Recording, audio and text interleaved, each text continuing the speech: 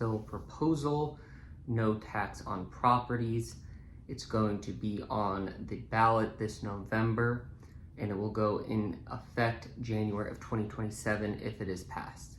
So what exactly is the no tax or no real estate taxes on properties?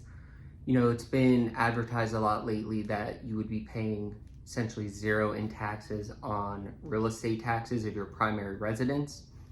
If you take a look at the bill and exactly what's being passed, essentially what's going on is it's not going to completely eliminate real estate taxes on your primary residence.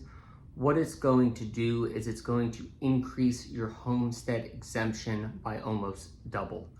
So it's going to increase the homestead exemption by roughly $150,000 in 2027, and then by $250,000 in 2028.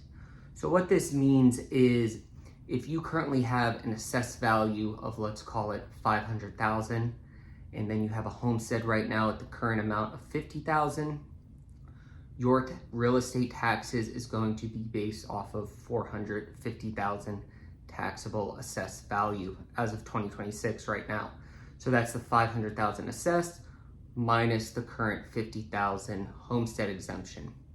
If the bill passes, what's going to happen is in 2027, if we take that same $500,000 assessed value, we're going to then minus the new homestead exemption of $150,000. Now your taxable assessed value is going to be $350,000. So under the current bill, you had a taxable assessed value of $450,000. Under the new bill in 2027, it would be $350,000. And then on 2028 and going forward, it would only be $250,000.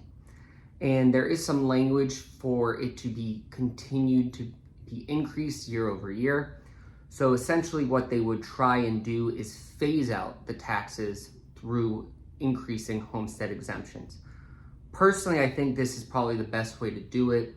You'd want to introduce some form of phase out, pretty much to make sure the funding doesn't dry up that quickly.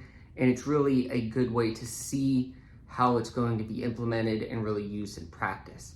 But this is very similar language that was used in the no tax on Social Security in 2025, when in fact there really was taxes on Social Security. There was just an increase in standard deduction for senior citizens, which in theory offset a lot of the taxes you would pay on Social Security. So this is a similar case. You know, for a lot of individuals, especially if you have had your home for maybe 20 years, your assessed value is probably only going to be at $250,000, $300,000, $350,000. So with the passing of this bill, you might pay little to nothing in taxes. But if you recently purchased a house, most likely your assessed value is going to be a lot higher. So you're probably still going to pay some taxes even when this bill passes, but maybe in the future, after several years of it being implemented and the phase outs continuing to go up, you might get closer to that $0 in real estate taxes. So just so everyone's aware, when it does get passed, if it gets passed, it is not going to be no real estate taxes. It's going to be a significant decrease, but you're still most likely going to be paying something in real estate taxes.